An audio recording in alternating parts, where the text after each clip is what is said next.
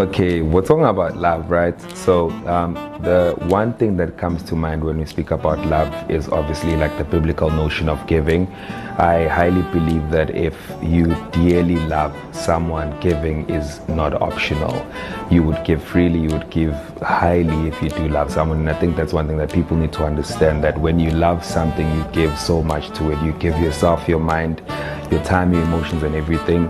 And that would then make you understand the magnitude in which you are loved. But also another thing that we have to be careful of is that if we end up giving too much without having to receive some kind of giving from the people that we are giving, then people tend to obviously fall in love with our hands and not our hearts.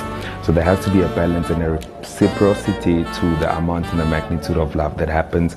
And that's exactly what I'd like to say as we are celebrating the week of love. Happy Monday.